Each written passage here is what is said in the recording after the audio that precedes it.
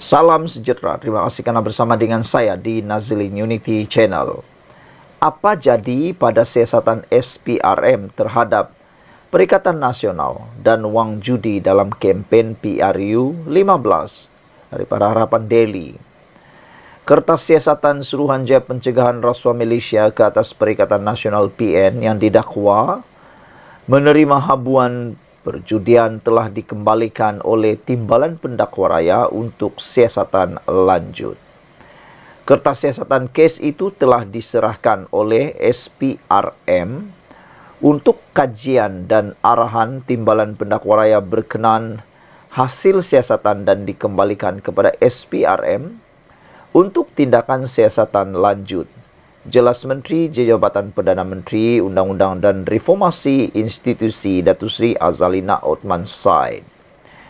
Justru SPRM tidak dapat mendedahkan butiran siasatan tersebut berdasarkan subsection 29 dalam kurungan 4 Akta Suruhanjaya Pencegahan Rasuah Malaysia SPRM yang menyatakan bahawa mana-mana siasatan tersebut hendaklah dirahsiakan dan tidak boleh didedahkan oleh mana-mana orang sehingga orang tertuduh tersebut dipertuduh di mahkamah.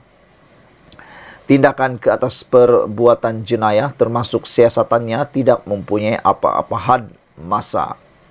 Beliau berkata demikian dalam jawapan bertulis kepada Lim Guan Eng PH Bagan.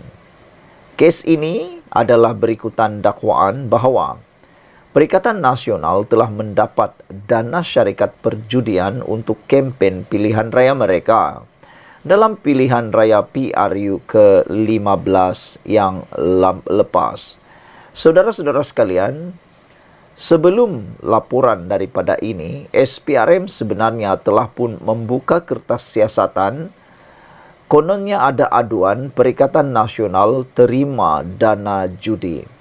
Saudara-saudara sekalian, itulah sebabnya SPRM telah pun mengambil siasatan dan menurut Azalina Othman Said di dalam soalan jawab di Dewan Rakyat hari ini, kertas siasatan kes ini telah diserahkan oleh SPRM untuk kajian dan arahan Timbalan Pendakwa Raya.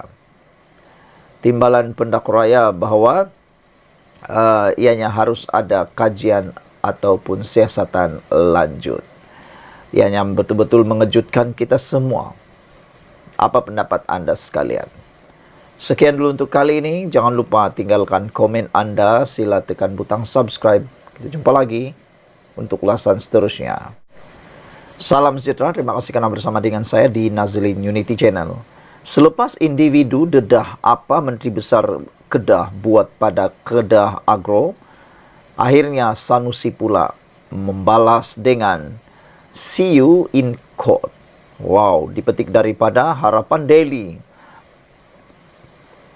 Seorang individu menyelar Menteri Besar Kedah, Datuk Seri Muhammad Sanusi Maknor, selepas membuat satu tuduhan tidak berasas terhadap pekerja Kedah Agro Holdings Berhad KAHB yang membangkitkan isu pembayaran gaji tertunggak.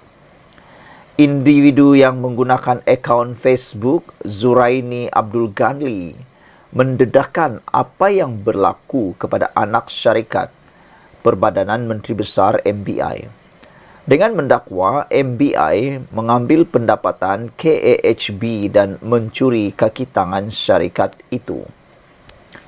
Selain itu, dia mendakwa pengurusan tertinggi KAHB yang dilantik dalam lingkungan kenalan Sanusi hanya tahu membazirkan duit rakyat, tetapi pekerja pula dipersalahkan. Wow, menarik juga pendedahan ini. Apabila beliau mendakwa pengurusan tertinggi KAHB yang dilantik dalam lingkungan kenalan Sanusi hanya tahu membazirkan duit rakyat, tetapi pekerja pula yang dipersalahkan. Terlalu keterlaluan. Waktu Kedah Agro Industrials, hang pa nak buat Kedah Agro Groups of Companies overhead tak sampai RM20,000 sebulan. Tapi disebabkan hang pa had sampai RM 100,000 sebulan. Kedah Agro ada income tapi MBI ambil. Kedah Agro ada pekerja, MBI curi staff. Hangpa lantik CEO daripada kalangan Hangpa. Yang asik bazirkan duit rakyat, akhirnya staf pula yang salah. Dedah beliau. Mana tanggung jawab pengurusan? Takkan hang bodoh sangat katanya. Kaki tangan 24 orang tu ada kuasa buat keputusan ka. Dedah beliau. Kes tak dapat gaji ni bukan baru bulan ini ya. Dah lama.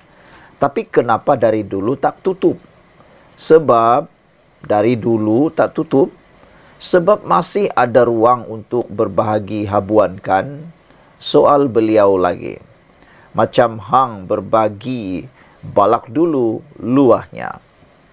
Tidak dapat dipastikan sama ada individu itu merupakan pekerja di KAHB ataupun tidak. Namun dia mengatakan bahawa Sanusi telah menjatuhkan maruah kaki tangan Kedah Agro untuk tatapan satu dunia. Individu itu menambah jika tiada kaki tangan KAHB yang buat laporan, pasti wakil rakyat PAS itu tidak akan menutup syarikat tersebut. Kalau staf tak report, mustahil hang nak tutup. Betul tak? Ini baru kes Kedah Agro. Macam mana dengan Kedah Tourism? Tambahnya lagi. Dakwaan dilontarkan oleh Zuraini ini sekaligus mendapat perhatian dan maklum balas daripada Sanusi. Membalas kembali, Sanusi berkata ia satu tuduhan keterlaluan yang tidak boleh diambil remeh, serta bertindak mahu memfailkan saman terhadap individu terbabit. Jumpa dah tukang reka cerita karut. Sejak belasan tahun dia bersembunyi di sebalik muka manis. Okey, jom tengok. Dia boleh pertahan atau tidak tuduhan keterlaluan dia ini. Sila duduk, jangan lari. See you in court, katanya menerusi Facebook hari ini. Saudara-saudara sekalian, ramai netizen menganggap tindakan Sanusi mahu membawa isu Kedah Agrobank Kedah Agro ini ke mahkamah, satu tindakan yang sangat tepat kata netizen. Mereka kata silap-silap hari bulan ini akan menjerat Sanusi sendiri kata mereka. Kerana dalam mahkamah nanti semuanya akan dibongkar sehabis-habisnya. Tanpa dapat menyembunyikan apa-apa persoalan ataupun apa-apa kesilapan, semuanya akan terdedah semasa di mahkamah. Beranikah Sanusi untuk mendedahkan segala-galanya? Sekian dulu untuk kali ini. Jangan lupa tinggalkan komen anda, tekan butang subscribe. Kita jumpa lagi. Bye-bye. Salam sejahtera. Terima kasih kerana bersama dengan saya di Nazilin Unity Channel. Bukan perkara pelik sebenarnya Tun Mahathir jadi sasaran SPRM. Ini semua dalam pendedahan pengakuan anak-anak Mahathir bahawa mereka katakan Mahathirlah yang menjadi sasaran oleh SPRM. Tapi betullah bukan perkara pelik. Tun Mahathir jadi sasaran siasatan SPRM.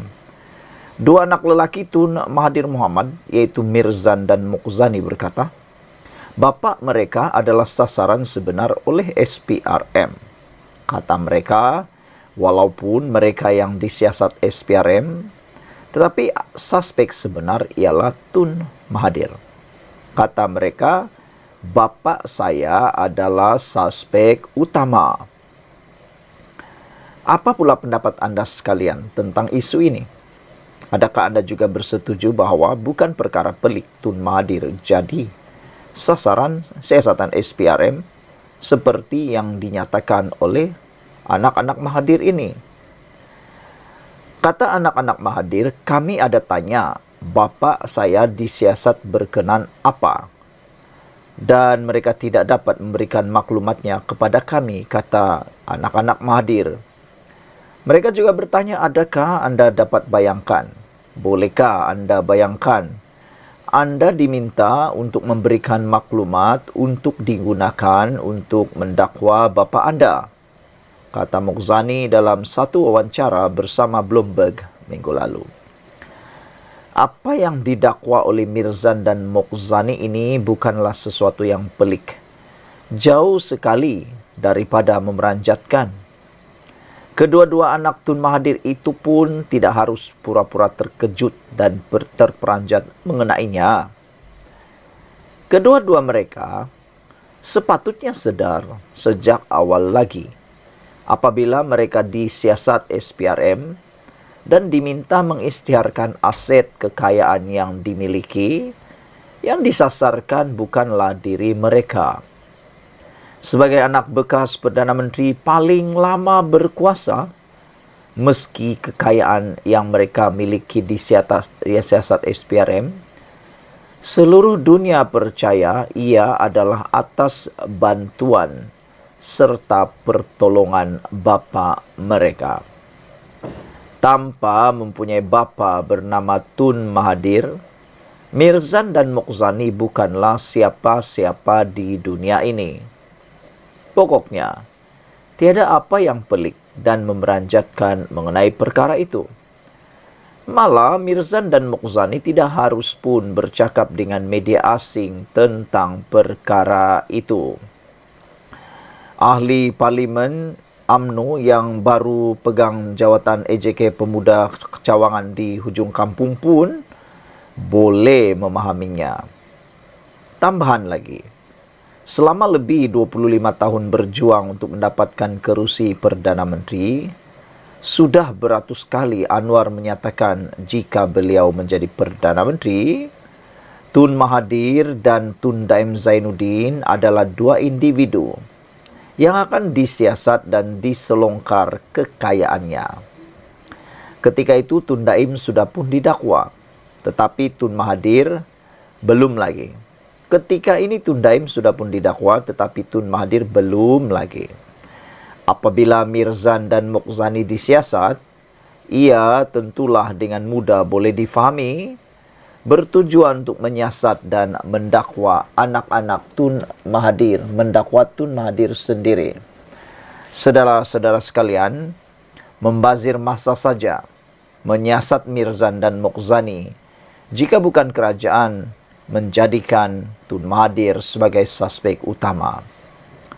Menyiasat, mendakwa dan menghukum Tun Mahathir dan Tun Daim, dua orang individu maha kaya yang sering disebut Anwar, telah mengumpul kekayaan dengan cara merompak wang negara melalui kuasa yang mereka pegang, adalah antara janji yang mengikat, bahkan memikat sebagian rakyat untuk terus berjuang, memastikan Presiden PKR itu berjaya memenuhi impian menduduki kerusi Perdana Menteri. Kuasa sekarang dalam tangan Anwar, dan beliau pasti akan menunaikan janjinya itu. Menyiasat, mendakwa dan menghukum Tun Mahathir dan Tun Daim adalah janji Anwar yang lebih besar daripada janji menurunkan harga minyak atau menurunkan harga barang yang dibising-bisingkan kebelakangan ini. Ditulis oleh sabudinhusin.com. Sekian dulu untuk kali ini. Jangan lupa tinggalkan komen Anda, tekan butang subscribe. Kita jumpa lagi. Bye-bye.